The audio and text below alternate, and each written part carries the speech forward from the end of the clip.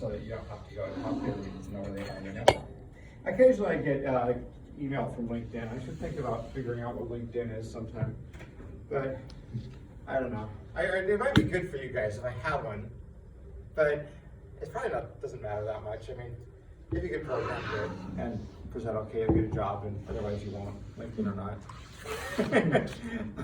Anyway. But knowing someone that can definitely gets you in some of those. Yeah. Yeah, you guys all talk to each other, like you actually know each other. You know, if I like pick a random person in the room and then ask like, whose name is this? My guess is pretty much all you know, right? Pretty much. Yeah. Yeah.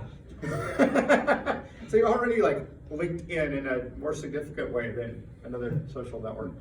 I don't know, a number of times we've kind of got people jobs because somebody at one of the companies just emails and they're like, my team needs to hire somebody for an intern in the next week. Do you have anybody that's okay? And so we usually send in kind of a short list and, you know, I don't know, it works. Like that's the kind of thing that LinkedIn is intended to do, but it's been working here for years and years already. All right, anyway, but that aside, that's like a person network. So we talk about computer networks, where all the computers go and talk to me about us behind our backs. You know, we know where this leads. Eventually they invent the T-1000 and come back in time to kill us all. But that hasn't happened quite yet. So at the moment, we're still building up the network. All right. Incidentally, I don't actually think AI is likely to kill all of us. I realize that there's plenty of people that do. But I've taught AI before. It's not that good. The other thing about AI, so AI, it started out in the 60s and 70s and 80s. It's going to be the next big thing. And indeed, there was very quick progress that was made in that era in trying to make computers act as semi-intelligent.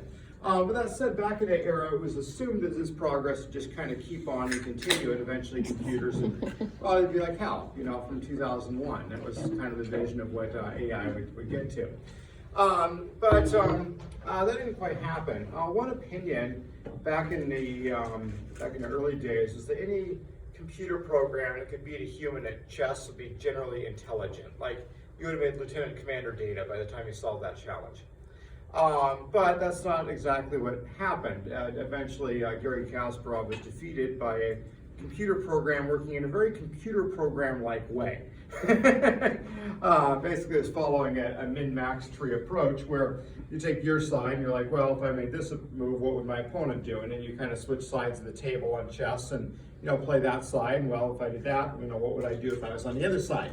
So if you imagine just like yourself walking around the table, picking a move and picking a move, but then you got to undo it in kind of a tree sense, because it could be like, well, maybe I could do this instead. So you've got this whole tree of moves to explore, and looking at it in that sense, like what's my best move, what's their best move, and so on, and what's the outcome a bunch of moves down. The game is to see how many moves ahead you can work, and to do that, you have to efficiently prune it. You know, you can be like, well, if I do that, the opponent takes my queen. You know, what happens then? I mean, sometimes that could be okay. Well, then they take my rook. And you're like, well, you know, could this be okay? You know, at some point you need to just prune this branch and be like, this branch is terrible. And if you can avoid going down to terrible branches, you know, for you, then you can explore further on ones that look promising. And then if you can get far enough ahead on the ones that look promising, you can get ahead of whatever the human opponent is looking at and win the game. People, on the other hand, do a lot more intuition when they play chess. Like, you know, if I do this, I mean, this is good. I can tell this is good. It seems good. It's definitely good, you know, without having to prove it in an absolute numerical sense. So anyway, computers won chess in a robotic sense. The 90s were what's sometimes referred to as the AI winter, the time when not very much progress was made in artificial intelligence. The reason was a lot of the simple methods had kind of run their course at that point. There were more complicated methods that wouldn't run on computers at the time, and there were simple ones that just didn't seem to go any further.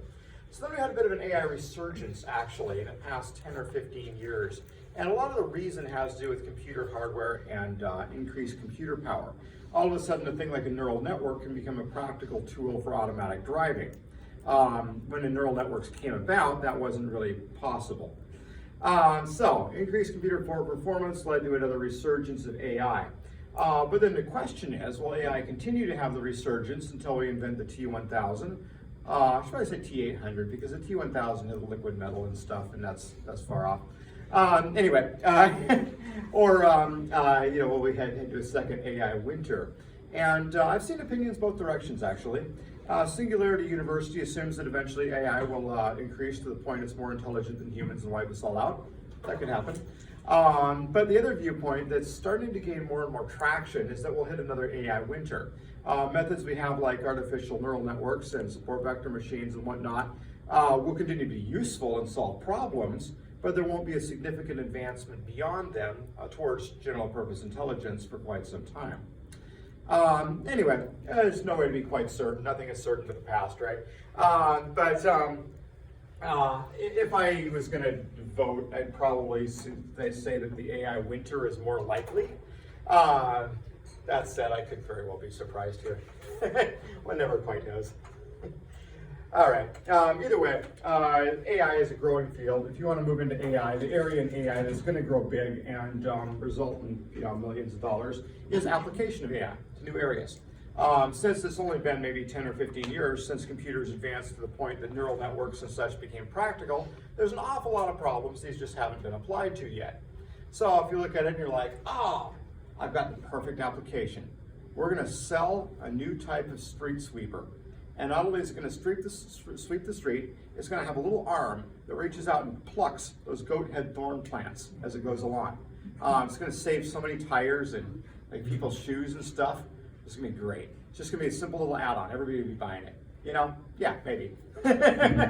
So anyway, nothing revolutionary and new would have to be invented to make this thing. You need like a little robot arm thing, you need the plucker thing, you need a camera, but then you need to apply neural networks or something, some image recognition algorithm to pick out which ones do we pluck. So it doesn't go and pluck everybody's tulips as it goes along. All right. So anyway, back to the network stuff. Oh yeah, I mentioned, so Networks Lab 4, I've not got that many questions about it yet, which I'm not sure if I should be concerned about that or not. It could mean it's going really well. Usually means nobody's working on it. Yeah, you're working on it, I know that. But anyway, it's out there. All right. It shouldn't be that bad, but a lot of times with the networks, you start programming and everything's not working, and then eventually you're like, oh, I'm sending one byte too many or too few, or that kind of thing. At least you provided the source code this time, so you can actually just kind of put print statements in there and kind of figure it out. Yeah. That's what I did. Yeah. Oh, I should mention one trick here. If you're working on this stuff, all right. So suppose I want to see what the lurk server on the computer is sending out. I can use LC to parse it. The thing is, if you're using LC to parse it, and you're like, where does everything go in a byte sense? Maybe LC is not very helpful. So if you netcat it, 5180, 5190, I guess. All right, and there it is. You can see there's some binary that didn't fit into the ASCII, and there's other stuff that did. All right, so suppose we go ahead and netcat this, and we dump it to a file. What dump? All right. Oh, see the exact same thing. That was predictable. But let's hex dump it. All right. So hex dump here, it's a utility that just prints out everything in hexadecimal all the way down. And so here's where we're at, in hexadecimal of course, and there's what it was. So going through this, you can kind of try and figure out what exactly was sent. 0B, for example, a B in hex, wait, that's 98. Oh, 0B. I was thinking about, there it is, 6.4 is probably actually the health right there. Somewhere we should have a health, which is 100, sent out as 2 bytes. One of them is 0, the other is 6 and 4. 6 16s is 96, plus 4 is 100. So that's the health right there. That is the stat limit. Stat limit on this server is set all the way up at the top. Anyway, you can go through and see what the server actually sent. I don't remember if I have hexcat sub or not. I know I have it in my pen. There's another flag you can use for that. So to make it a little bit more, I just can't remember what it is off the top of my head. What was it? Dash X? Yeah, I don't remember what it was. Spaced it more. It's like, it makes it more human readable, but I just can't remember what it was. Yeah. I'm trying to find my history right The now. fact is I never use hex dump. a friend of mine wrote this one, and it's actually the one I always use. Anyway, Yeah, that's way more useful. I might have it installed on my software, I might not. He was talking about copywriting it and selling it or something, and he never did, because it's just a silly little utility that does this. I think it only took him an hour to write. Anyway, this is the position we're at, both in hex and decimal. There's the hex value, the decimal value. So this is the version up here, 14. And then the next two on the version are 2 and 2, and then the extension length is 0 and 0. So then after that, we get into the game packet. So you can see we got a type 11 there, and that must be the health right there, I guess.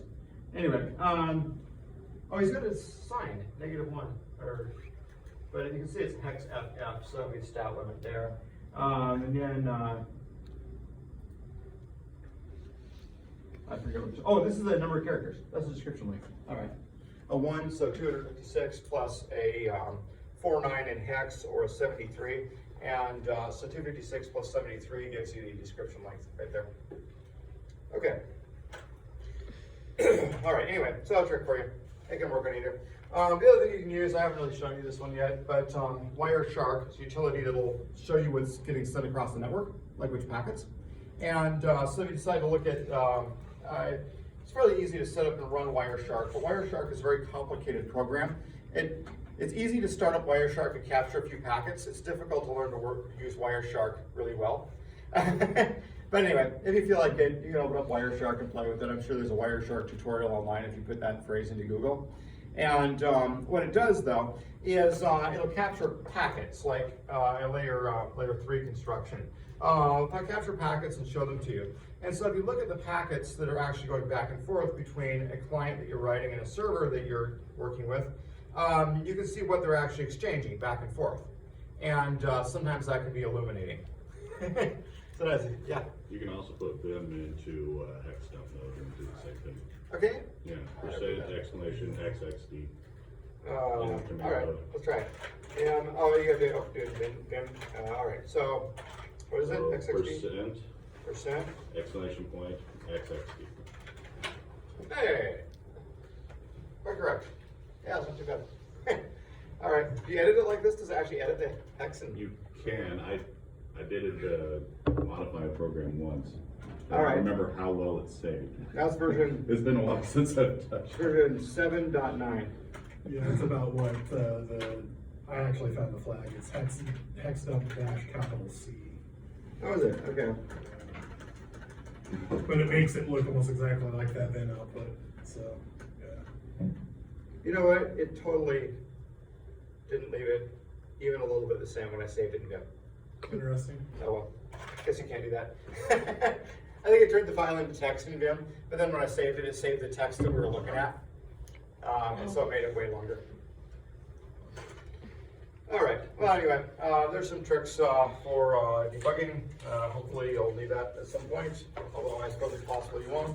But I hope you do, because then you learn how to debug things for the alert protocol. So in a way, I hope that Lab 4 is a real hassle for you all. All right, last time we were on the physical layer, and we kind of left off talking about EM and electromagnetics. That's different than so this is infrared here. And so the infrared, you can't see it. Like if I try and turn the projector off, you can't see the infrared on my hand unless you got like infrared goggles or something. There's electromagnetic. It actually has a pretty high theoretical transfer rate. Back in older days, you used to see infrared ports on laptops occasionally that you could communicate with stuff on, back before Bluetooth. And those old infrared ports were slow, and it wasn't necessarily the spectrum's fault, it was just, everything was slow back then. If you ever tried to network two computers together with null parallel cable, there's no good reason for a cable with a whole bunch of copper wires to be slow, but the null model cables are slow. It was useful. It was way faster than transferring a whole bunch of stuff from one computer to another by inserting a 5 1/4 inch floppy and filling it up and taking it out and putting it in the other one. Especially if you had like a huge hard drive, like 20 megabytes, and you had to copy the whole contents. All right. So yeah, that's EM spectrum. I meant to bring up the book again. I forgot. It's still sitting in my office. You know what? I bet you it's online now. Well, maybe, I don't know. I think it's kind of a classic book, and there's. I don't know if this is the book one or not, but a lot of the kind of classic computer science books, there's various dubiously legal copies floating around online that can be found. I think I actually have one on my computer, because I have the book sitting on my shelf, and so I was like, what harm does it really do if I go find a dubiously legal copy of the thing I already have sitting on my shelf? Anyway, anyway, here's EM spectrum. So for infrared, I was trying to call it infrared, but we don't infer anything about it. It's infrared. All right, anyway, so infrared, like remote control, is kind of this zone right here. Then we get to microwaves and we get to radio waves. And so the microwaves are shorter. Theoretically, at least, you can carry a faster signal on a shorter wave. But there's starting to be a lot more practical considerations in choosing a spectrum at this level. The microwave frequencies used for the cordless phones and whatnot are a couple of industrial, scientific, and medical bands, ISM bands. There's one around 900 megahertz, there's one around 2.4 gigahertz, and there's another like 5 point something high-ish, it's like 8 or 9. So these are, the 2.4, it tends to give good reception inside houses. See, the thing is, like with the infrared, you have to point it the right direction, right? But it'll totally bounce off things. If I point this at the screen there and start pushing the menu, then it'll embarrass me by not actually working. Yeah, it's fine there. What about the clock? The clock, hey, that might work. All right, can I exit the menu? If I wait long enough, it'll go away all on its own, and then it'll be like it worked. All right, whatever. Anyway, you all used remotes. Occasionally they can bounce off things, sometimes they can't. There's this bounce issue. So 2.4 has a tendency to bounce around and make it around places inside houses fairly well. The old 900 megahertz used to be popular for cordless phones. It tended to result in practical troubles with reception. That said, there were a lot of good conversations that happened on 900 megahertz phones. And then the 5 point whatever, you see 5 point whatever devices, and a lot of times it's kind of advertised as like, look, this is a higher number. This is really good. If we have a higher number, it's better. But I haven't noticed it really taken off in displacing 2.4. And the general reason I've seen is that it's not considered to reach quite as well into the far corners of a house as 2.4. Again, characteristics of the wave and how they bounce and things like that. Theoretically, it has higher bandwidth. In fact, some of the wireless frequencies, we'll talk about wireless standards at some point. I'll have to update myself. So when I learned all this stuff, we had wireless B, and then later we had, I guess earlier, but it didn't really take off right away. We had wireless A and wireless G. There were 54 megabits. Since then, we've added like N and AC and all these other ones. I picked out a fancy newfangled access point a while back that has multiple antennas sticking out of it, and it supports those. But I've kind of forgot what half of them are. All right, anyway, I'll review it, we'll cover them at some point. But some of them do use both bands at once, 2.4 and 5 point whatever, and make multiple links, and then you can have a faster connection. Not a bad idea, especially since if you're somewhere that you can reach the 5 point whatever, then that's cool. But if you're like, well, actually today I'm sitting outside my house instead, next to the wall, and you can only get one of them, that's fine.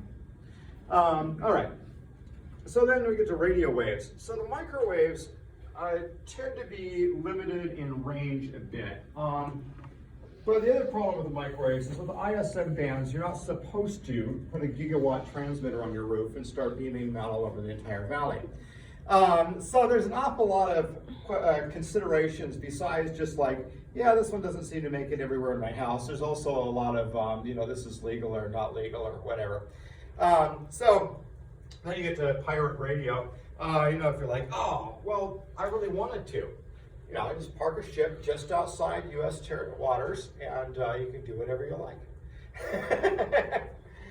Same thing can happen along borders of countries. Sometimes you can be like, all right, well, I'm allowed to put my radio station right here, 10 meters from the border. Yeah, I haven't heard of an awful lot of pirate radio of the, actual like, oh yeah, it only works at night because our antenna slides down into an old missile silo at night. It'd be pretty funny. All right, so the radio waves though, these things can travel quite a lot further. AM and FM and cell phone ones down there are all down here. All right, far end of it, I don't know of any network standard to use gamma rays, very high theoretical bandwidth. Some of those ones could be pretty good. X-rays are fairly good at penetrating things. All right. Yes, spectrum. Okay. Talk about directional antennas. Yes. Okay.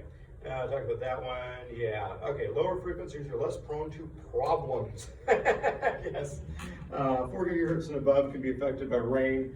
Rain and clouds can affect the other ones, but less thoroughly. Okay. So the cancer risk here, I should mention that at some point. It's a little bit difficult to prove that, maybe it was just 5 gigahertz, that's what I wrote down there. It's a little bit difficult to prove that any particular thing doesn't cause cancer these days. These tables could be giving off a outgassing from the formica that causes cancer. How do we know? Is it the tables or is it the carpet? The carpet's pretty new, 2 years. Or is it the radio waves? The room's full of radio waves. So that's part of the problem. Everything got, well, not everything, but lots of things got invented at the same time. And so it's been taking a good while to sort out which ones actually cause cancer and which ones don't. Leaded fuel in cars, we did figure that one out. That was good. With plastic water bottles, BPAs, we figured out that those cause problems. What else causes problems in those? I don't know. We'll find out someday. It's kind of the thing with the radio ones. If you look online, there's some degree of evidence. You can make up your own mind how convincing it is about radio waves potentially causing cancer. It's really hard to prove they don't. It really is. That's kind of the an issue that's hard to fully address on this stuff. Maybe it causes harm, maybe it doesn't. That said, lifespans, generally speaking, have increased the past century. So, might as well accept that there's a few things out there we've invented that probably are causing cancer, but, in general, you probably live longer and happier anyway. All right. It's practical, don't worry about it. Answer.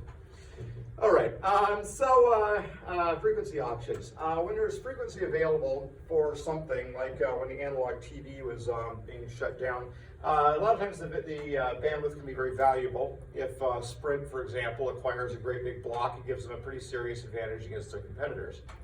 They're usually willing to pay quite a lot of money. The government runs auctions for these things, and those are available. So that's why the ISM bands, industrial, scientific, and medical, are kind of important for that. All right, infrared and visible tend to be blocked by most things, and that's one of the irritating things about these for networking standards. The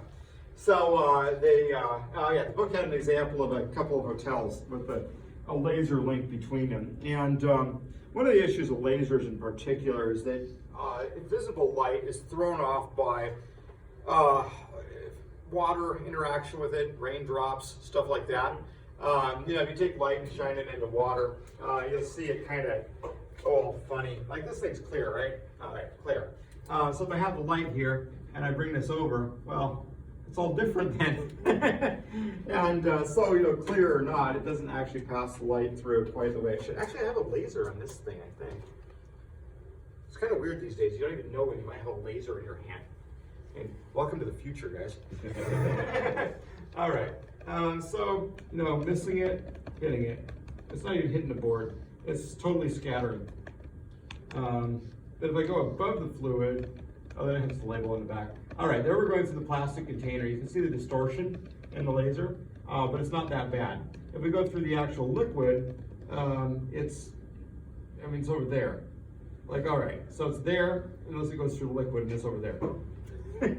All right, that's kind of it's one of the major issues with visible light. It's easily deflected. So laser communication links haven't really taken off as a major way for everything to go. Now, if you had a laser link and your link happened to be in space, that could be a different matter. Since then, now there's not going to be a lot of stuff to deflect it. All right, so speaking of space, let's move on to space. Let me show you a picture of orbits. All right. I'll just say orbit. There's a picture on here that I want, a particular picture, and it's in more than one of these articles. The general one on orbit is not my favorite one to go find this picture, but here's the picture. And the reason is because it's got so much information on the page. All right, you can't read any of the text. I'm sorry. If you really want to read the text, most of you are sitting in front of a computer. I'll make it bigger in a minute. Okay, so there's the Earth. You can see the Earth radius. And here's some of these orbits right up there. I can't read them on a projector either. So I'm going to go ahead and zoom in here. And hey, even you guys can probably know. All right. So looking at an Earth radius and then just a smidgen more, you can start to have some of these orbits that are actually possible. Like this green one right up there, that's where Sputnik orbited. International Space Station is right here. Looking at some of these, you're like, man, I need a duck. So low Earth orbit is actually pretty low. Now remember about orbit. So there's a lot of ways to think about orbit, but one way that kind of works. So whenever something is in orbit, it's busy falling, but it's falling at the same rate that the Earth is curving away. So Earth curves away, thing falls as we go. And so if it's going fast enough that the falling rate and the Earth curving away rate are the same, then it'll stay in orbit. If it's going faster, then it'll tend to raise its orbit and get higher. Whether it'll get away or not is a different question. That depends on if it's at escape velocity or not. But it'll certainly raise its orbit as it goes, and it may settle into a higher orbit at some point. Yes, there's that. I suppose at this point I ought to mention the dearly departed Mad Mike Hughes. I used to love reading the news articles about him, but he died in a steam-powered rocket accident on Saturday. Flat Earth guy. Yeah, he's trying to go up and prove the Earth didn't curve, so it was flat. But anyway, he always made some good news articles. Anyway, he dies still holding the world record for the longest jump in a limousine at over 100 feet. All right, interesting guy. Whenever I saw it was naming a news story, I used to always click on it. All right, he made it up almost 2,000 feet with a steam-powered rocket on a previous flight. Kind of impressive. All right, so anyway, orbit's there. That's how orbit works. You have to move along fast enough that you don't fall back into the atmosphere. Now, in this picture, it's not super visible on a projector, but there's kind of a blue glow around the planet here. And they're showing the atmosphere and how it falls off as you get higher. You know this if you've ever been to the top of Mount Everest. I haven't, but the air starts to thin out enough that people start to use oxygen there. And in fact, you can see the effect even if you don't go on the top of Mount Everest. If you drive a traditional carbureted car up to a high enough altitude, it'll start to suffer a little bit for lack of air. That might be more popular around here where people like to have old off-road vehicles and take them up into the mountains. All right, yeah, the air drops off. So at places like where the International Space Station is, it's tempting to think of it as above the air, but this is not strictly true. The air is very thin where the International Space Station is. You can't hop outside of it and expect to breathe and live. But there is just a smidgen of drag on the International Space Station, and so it has to be reboosted periodically. And the usual way to do that these days is to bring up a Soyuz, and generally I think they do this with the cargo version of Progress, and attach it to the space station and then use the maneuvering thrusters on the spacecraft to push it up and faster. And they can reboost it. It will have fallen a little bit from the slowing and settling in a bit, so they want to boost it to a little bit higher orbit and replace any lost speed. The space shuttle used to do that service occasionally. The space shuttle being fairly large, and so it would have a fair bit of extra in the maneuvering thrusters. The Boeing CS-100 is supposed to bring that capability too once it comes online. Of course, the last one did not actually reach the space station because of a programming bug. You know, there is that.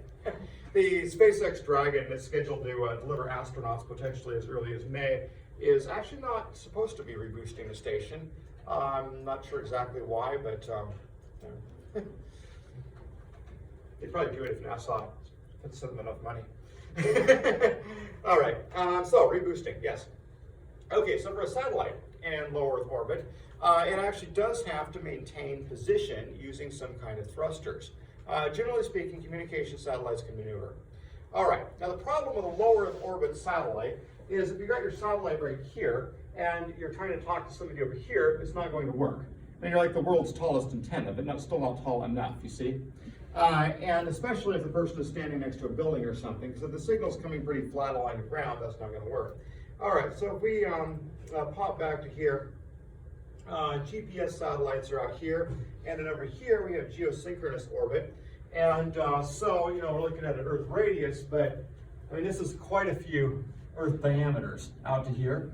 So that's where geosynchronous communication satellites are parked. All right, the reason for that distance. So normally, the satellite's moving along and it's falling, and the curve of the planet is causing it to fall away, and we're moving along relative to the planet, actually pretty quick.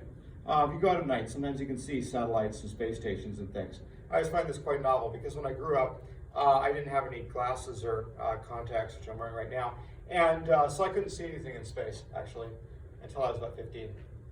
And so I actually never looked at these star constellations. My dad tried to teach me, and I was like, they're stars.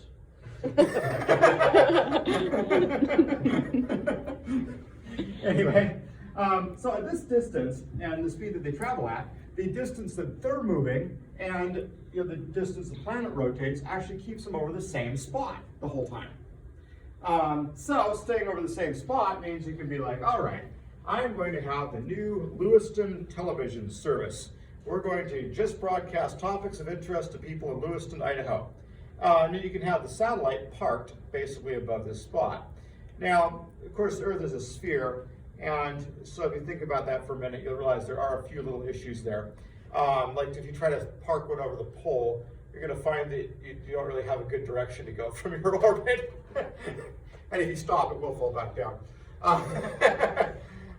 So they have to orbit more or less over the equator in order to make this work. Some of the equatorial nations have actually tried to claim the geostationary orbit spot above their country, and that way they could charge companies to park one there. But this does limit the number of geostationary satellites you can have, since they're all there, and you can't have the satellites, like packed bumper to bumper. They need to have some level of spacing here. The equator is pretty long. You can have quite a few, but there's a limit up there. All right, so that's geostationary ones. And so geostationary communication satellites have been a pretty major communications network for quite a while now. In fact, the European rocket they use, Ariane 5, was designed to carry 2 stacked geostationary orbit satellites per launch. Like that was the whole design goal of the rocket, 2 geostationary communication satellites. They did extremely well with it commercially. It let them have 2 customers split the launch costs, so half the cost there. And they made the rocket about the right size so that just about any communication satellite that was very common would fit in either position. It does have an upper and lower position, and they charge a little bit different rate for each of them. But it worked fairly well. They're charging, I'm not sure what their old prices are. I think they're at about $130 million for a launch right now. So you can have one parked up there for, half of that. All right. There's been a little bit of launch disruption in the market. So at first it was mostly countries would launch them. So if the US used, for example, an Atlas rocket, the rocket actually used 2 engines, one of which is a very unusual configuration with 2 nozzles parked on the sides of the center engine. And then when the whole thing took off, after a while, the outer engine setup would fall off to save some weight, and it would continue on just the center engine. Anyway, Atlas was, most of the early vehicles were converted ICBM. If you think about delivering a nuclear warhead, I think that's Australia. It's gonna be Spain right there. All right, suppose you're in Australia and you're like, I'm gonna nuke Barcelona. Well, you'd have to travel all the way around here, right? So, I mean, two options. Number one, it could be a cruise missile and operate in the atmosphere. It's actually kind of hard to get that much range on there. Like a Tomahawk won't go quite that far. But if you launch it basically into space, like almost orbit, but not quite, then it could fall right in the right spot. I don't know why the Australians would want to do Barcelona. That doesn't make any sense, but you know. All right. The intercontinental ballistic missiles that work that way, most of them are pointed at between the U.S. and Russia, more or less get into space. And so a lot of the early vehicles for those, like the Atlas and most of the Russian ones, like the R-7, which launches the Soyuz, they were all intended for that purpose. Now, when NASA was considering putting people on the Atlas missile, see, the military had kind of a standard of reliability here. They're like, well, you know, if 97% of them actually nuked the Russians, and we're doing pretty good. And NASA wasn't very big on this idea. Oh yeah, 3% of them will just blow up on the way up.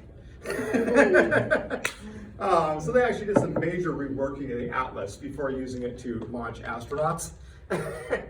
And so a lot of the major launcher families, like the R-7/Soyuz that the Russians use regularly, are based on a intercontinental ballistic missile that was later made much more reliable for people. And a lot of times they kind of had two standards of assembly here, one for each. Then after being proven there, they're being used for communication satellites. So generally speaking, people buying communication satellites were expecting an expensive launch, expensive with a capital E here. So then they'd launch an expensive satellite, like probably all in caps at this point. Since they're, you know, if you're going to pay hundreds of, or well, I guess probably not hundreds of millions here, but if you're launching a geostationary communication satellite, and it's going to cost $65 million for the launch. You're not going to try and cheap out on the satellite. All right. That was the way things were working for a long time. And so the U.S. never was really that competitive in the commercial satellite market. The Atlas family, Delta family, and the Titan family were the main U.S. satellite launchers in the 90s and 2000s, and they were all expensive. So the Russians were able to do it cheaper with the Soyuz rocket, and so then the European project, the Ariane 5, actually managed to take over a fair bit of the commercial market with this dual pack thing. Sure, it's a more expensive rocket than a Soyuz, but you get two in it, so you only have to buy half of one. The other heavy lift vehicle was the Russian Proton, which also generally carries a single satellite, but for a single heavy satellite, it had a market there. All right, so then all these rockets, you launch it and you don't get anything back, nothing at all. Your satellite stays in space. Everything else falls into the ocean. Or in the case of certain launches from Russia, falls over land, but often Siberia where nobody is. And although if you look on videos for Chinese boosters falling, there's a few of them that have fallen in more populated areas. 3%. Yeah. U.S. launches go out from Florida over the ocean, or if they're going to go around the other way, you know, this way, you can go either way you want it. If they're going this way, they actually go out of Vandenberg Air Force Base, California. And the reason is we accidentally killed a cow in Cuba with a falling rocket part in the 60s, back in the Cold War era. And it led to a little bit of an incident. And so all the launches that direction have gone out of Vandenberg, although there's one in about a month that's supposed to be the first one that will come out of Florida in a long time and overfly Cuba. All right, but finishing the story, the undercutting here happened when Space Exploration Technologies developed a booster that came back and landed. So all of a sudden it changes the game. You know, if you're a package delivery company and you're like, oh yeah, this is great, I deliver packages. And at the end of the day, I push the truck in the river and we start out with a new one the next day. And all my competitors do the same thing. So package delivery is expensive and it's fine. You know, that's great until one of your competitors invents a reusable truck. All right, so SpaceX hasn't managed to do it quite that dramatically. They have boosters they've launched as many as 4 times now.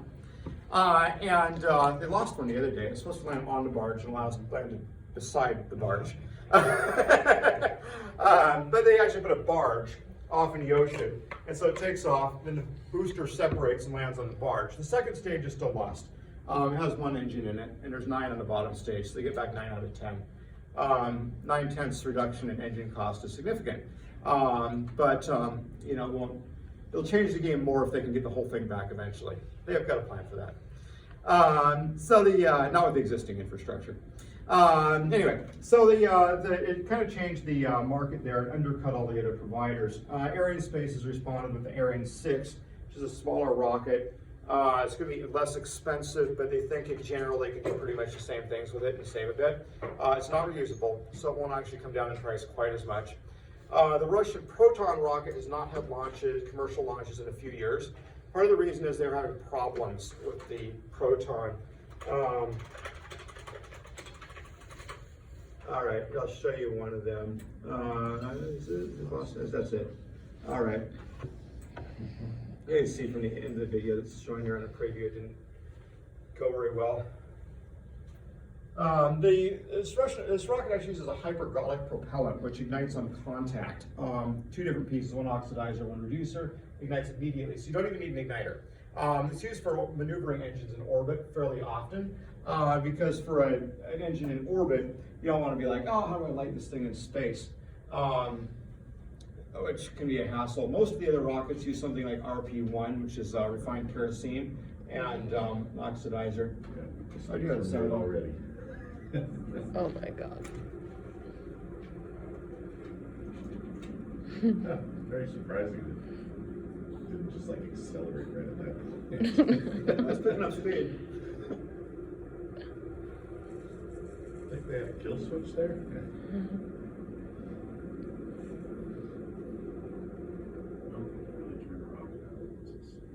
Anyway, did not go to space, obviously. But the problem was, so the rocket is very important that the computer know which direction is up.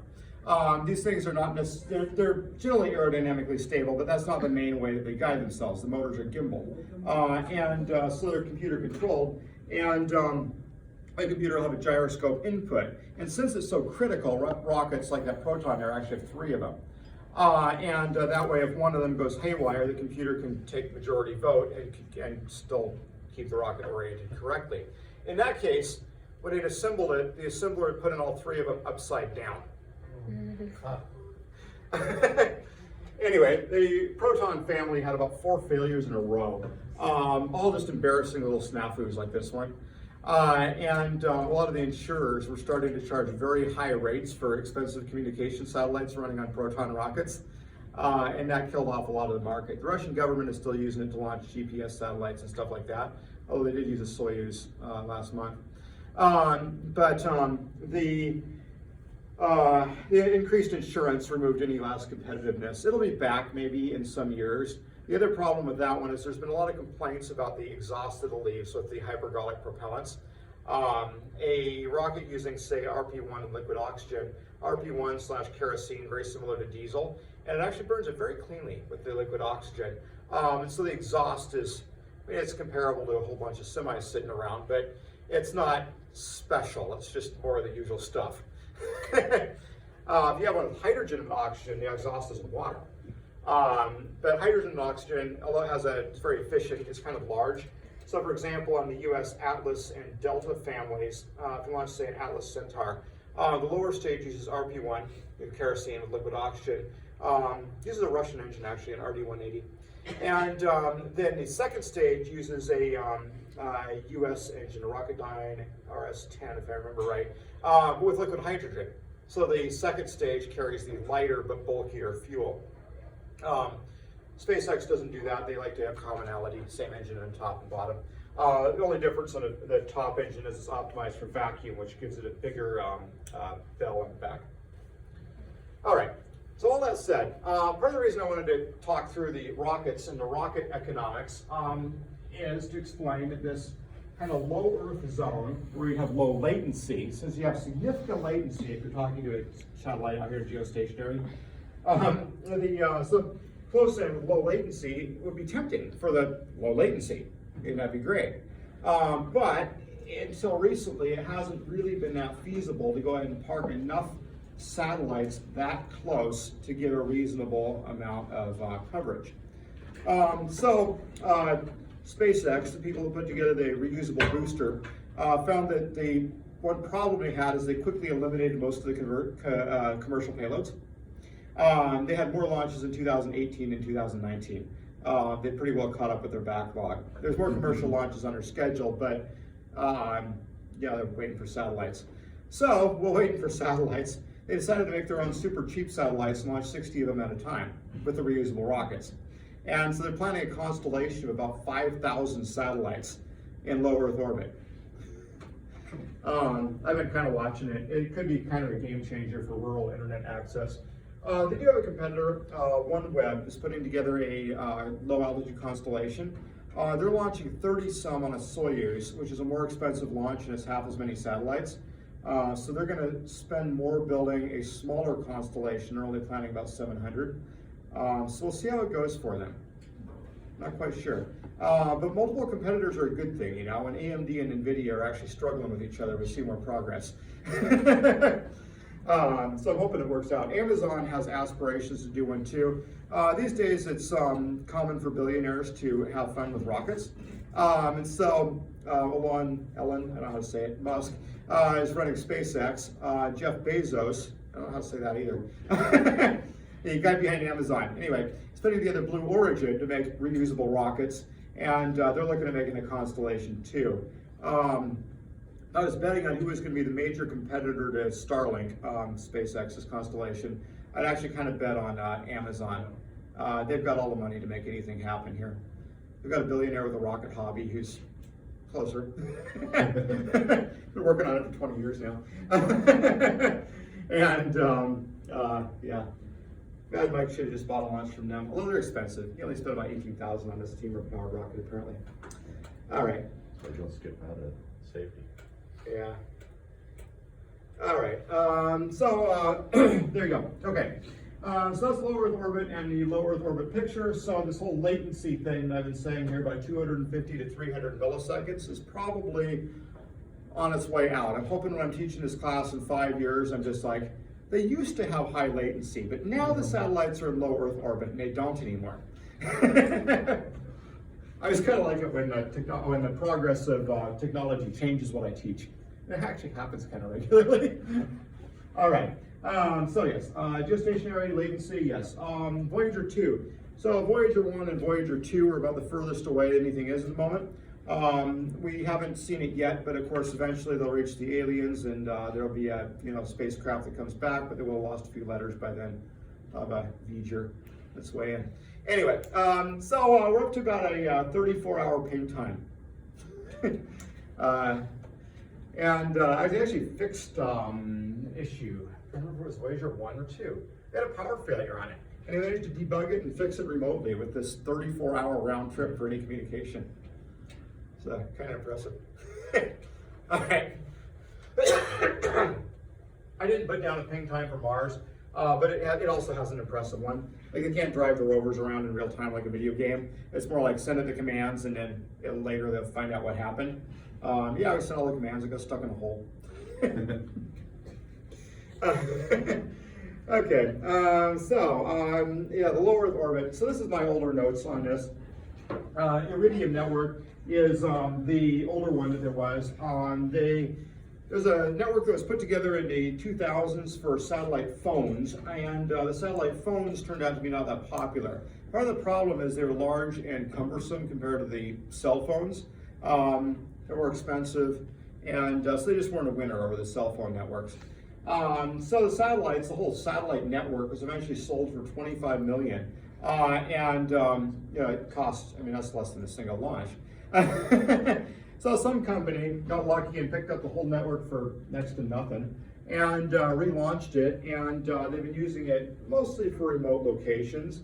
The satellites do communicate with each other. They've got some spares in orbit, and they actually launched a bunch more of them not that long ago. All right, this will come up in a minute. All right, so 2008, maybe. There's a log of launches for the Falcon 9. Never too late. There. All right, that's the final launch.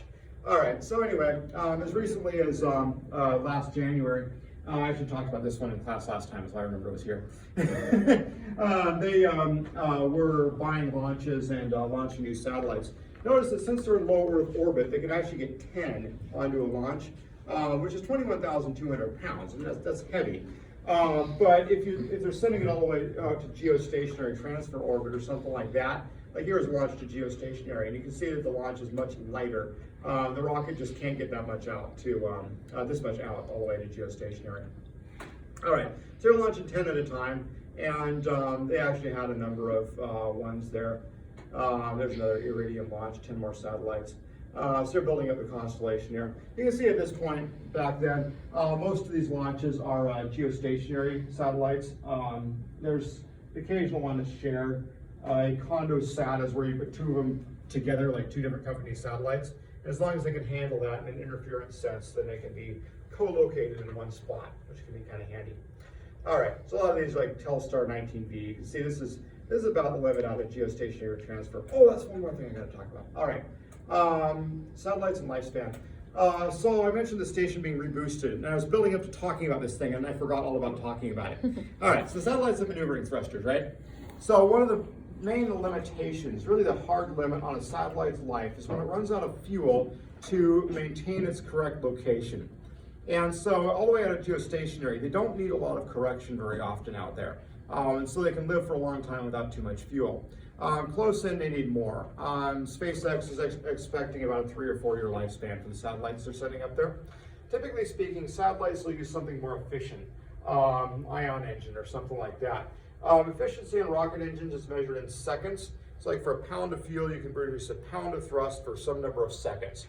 You can probably actually convert those both to newtons, like a newton in Earth's gravity well, so it's a weight, like a mass, and metrify that unit. Didn't even think about that. All right, anyway. Anyway,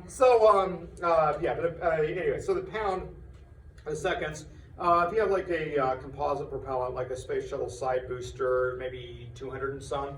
If you ever played with model rockets as a kid with black powder ones, like ST's ones, it's less than 100 on those with black powder. Liquid fuels tend to be more in the 300s, although hydrogen and oxygen is in the 4s. And then ion engines can get quite a bit higher than that, but they produce very little thrust. Unfortunately, if you made a real TIE fighter, it wouldn't get off the ground. The ion engines they use on satellites very slowly will raise their orbit or slowly change. But once they're in orbit, that's fine. Here's an example of ways this can play out. There was actually an Ariane failure. It got the satellite into orbit, but it wasn't the right orbit. It was too low. So the satellite had to actually expend a couple of years worth of maneuvering fuel getting its orbit right and corrected. Assuming there was some level of insurance payout there. That's happened a few times. There's a similar situation with an Atlas rocket a while back, where the main engine cut out 6 seconds early, but they had extra fuel in the second stage, and they were able to make up for it and get in the right spot. All right. Yes, spares and fuel. In some networks like Iridium, they do keep spare satellites in orbit. Typically with a geostationary one, a spare is a pretty expensive asset, and so they're not just going to be like, oh yeah, let's launch a spare as well. You know, they're not rolls of toilet paper.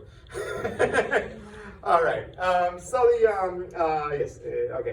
Collision. There's a collision involving an Iridium satellite and a Russian satellite called Cosmos.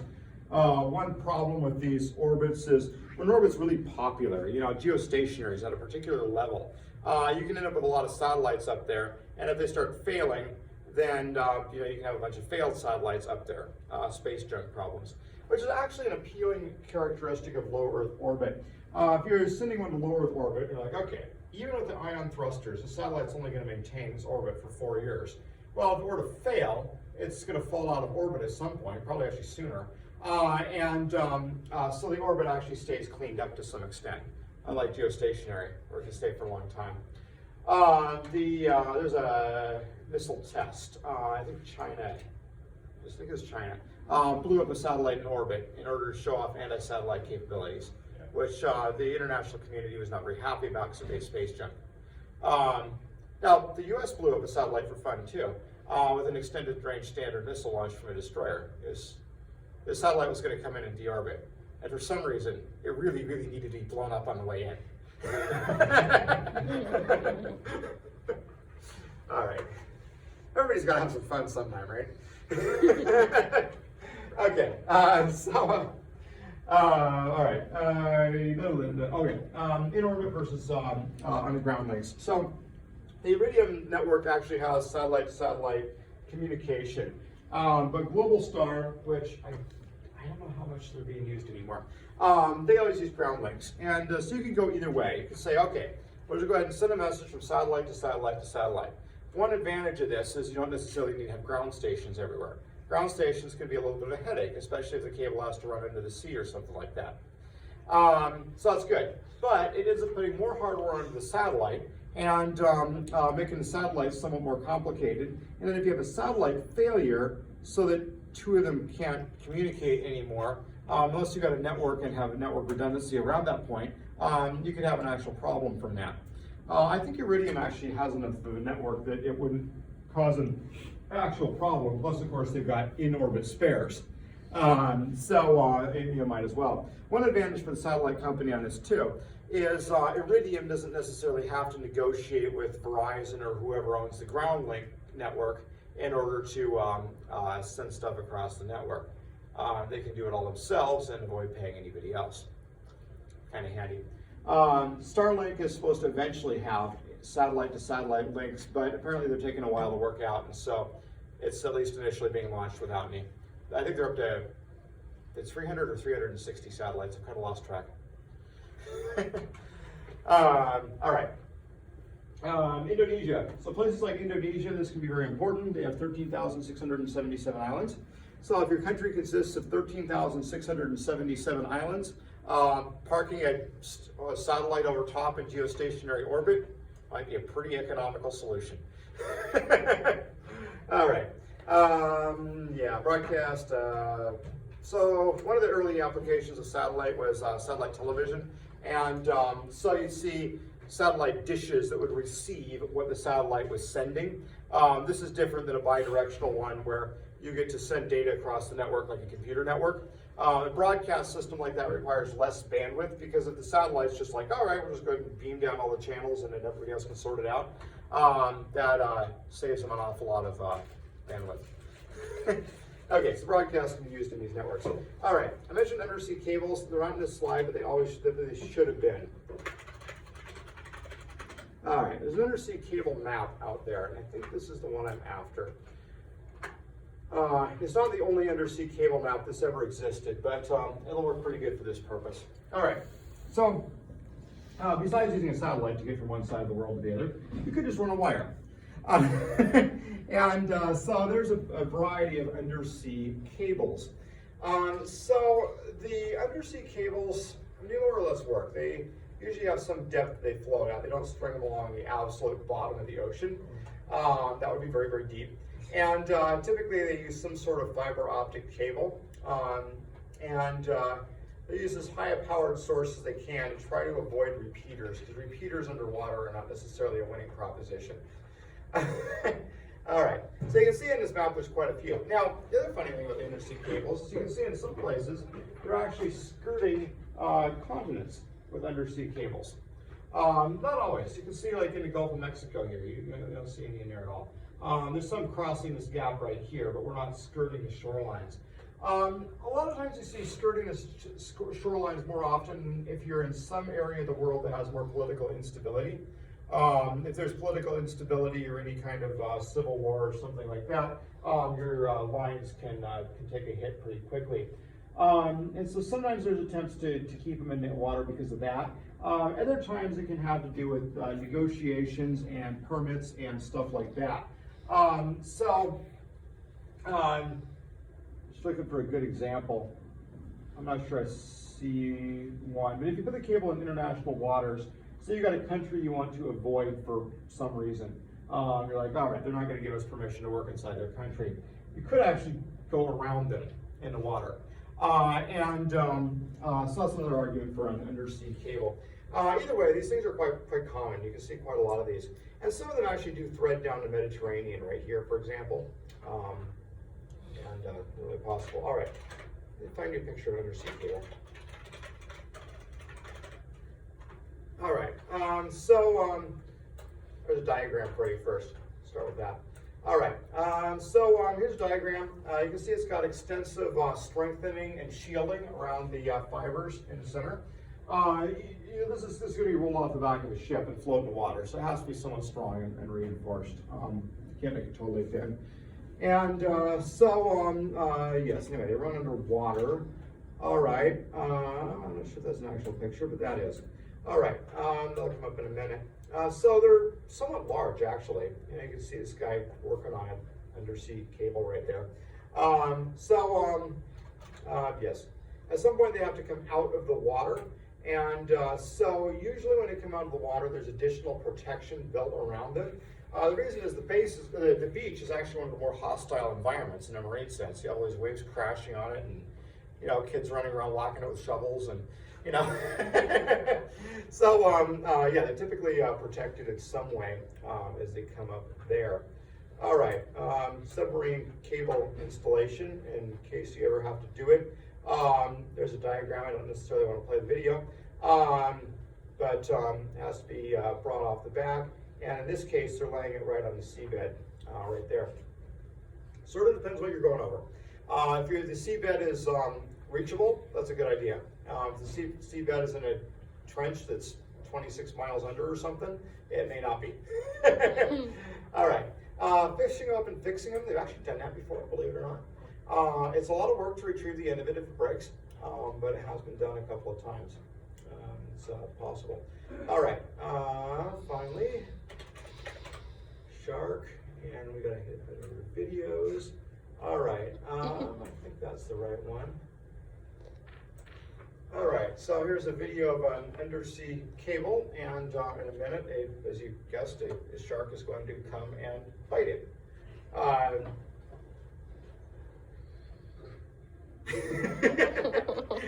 And that is a real problem with undersea cables, actually. And a shark might come and bite it and damage it. I don't know if it's coming for the remote operated camera here or not. Must have read Reddit or something. Just angry at the world. Well, you never know. I mean, if you're a shark, what do you do but bite things, right? It's like if you have a kitten and you put them in a novel environment. What does the kitten do? Everything needs to be sniffed, whapped, and bit. All right. So yes, there's occasional shark issues.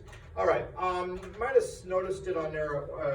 Thing about they're concerned about the Russians tapping into cables. Is one of those articles I clicked on just a moment ago. I don't know why they're so worried about the Russians. It's actually the U.S. that did an extensive undersea cable tapping project that worked back in the Cold War era. Basically, the U.S. took a submarine and attached a recorder box to one of the Russian cables. And they come and check it every so often and get the contents back out. It was eventually found, but it took years and years before anybody found it.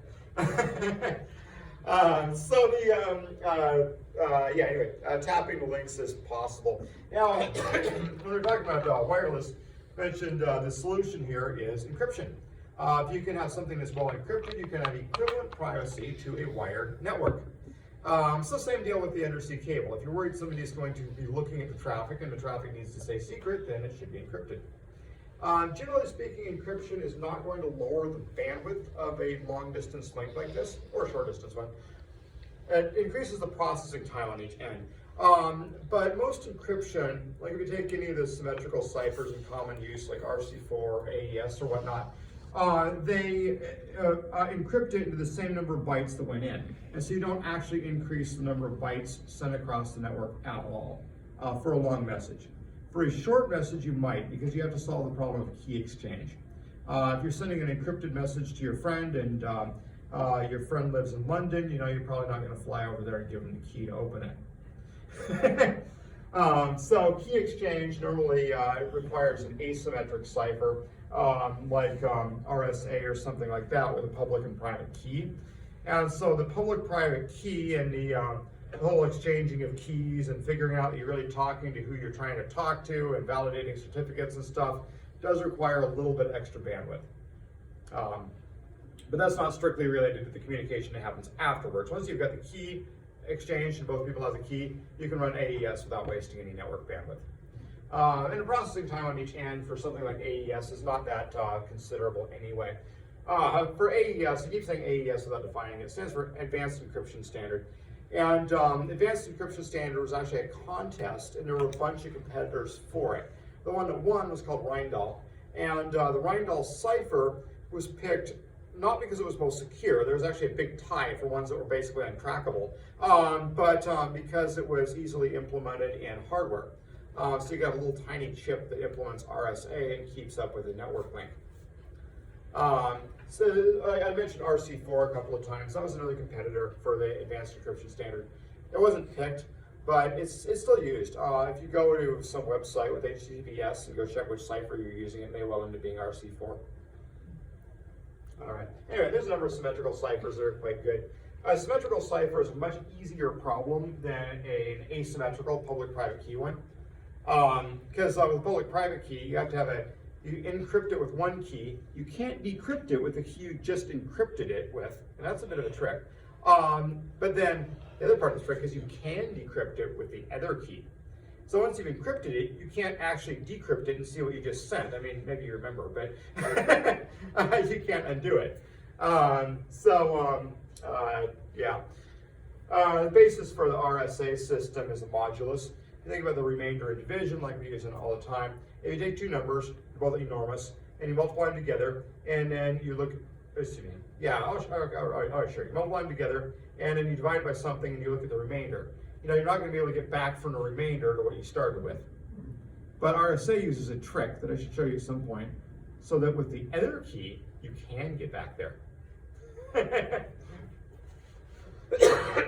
can go either direction with it. Usually the keys are turned public and private in a system like that, and you keep a hold of the private one, keep it secret, keep it safe. But the public one you go ahead and send out. And but you can encrypt something with the other one. You can encrypt it with the private key so that somebody else can decrypt it with the public key. And part of the reason to do this is to verify that you're you. Because you can, if somebody else has the public key and they're like, all right, I have the public key.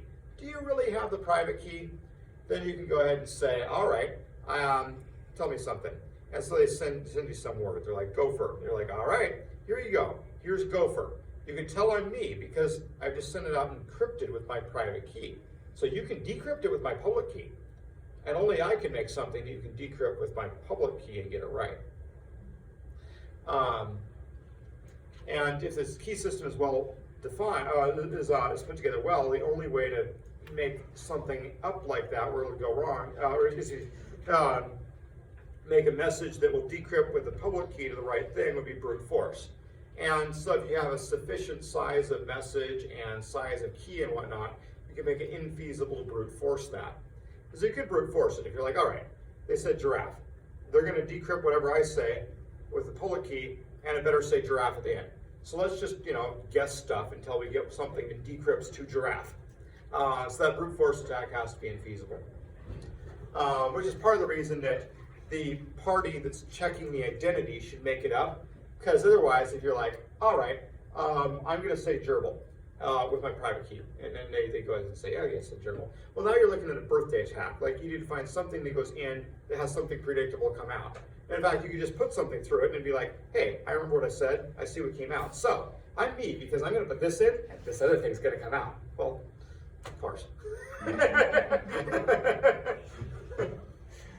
Works a lot differently if you have to encrypt a particular thing within 100 milliseconds and get back the response. You don't have time to brute force it then. So if you're trying to verify somebody's identity like that, and you're like, all right, here's the thing I'm gonna, I'm saying, and you need to encrypt it and send it back. Don't give them a week.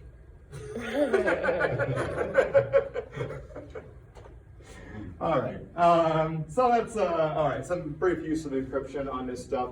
I will probably say some more about security later. Although it looks like Zanita and I were working on the schedule, and we haven't finished the schedule yet. We don't know what time anything is. But I might end up teaching security in the spring, by which time like half of you will be gone. Sorry. You'll be here, yeah. Anyway, so now I'm debating what I had to say about security in this class, but I think we should at least cover it a little bit. It'll be fun. It'll give you a leg up on security when you get there anyway. The first month of security is going to be on how ciphers actually work anyway. we'll make up a binary cipher. Really good. All right, we'll see if the schedule holds that way though. But that's kind of an early thought. Don't put too much weight into that yet. I mean, until we've got actual rooms assigned and whatnot, you know, it's a thought. All right. I'll see you all.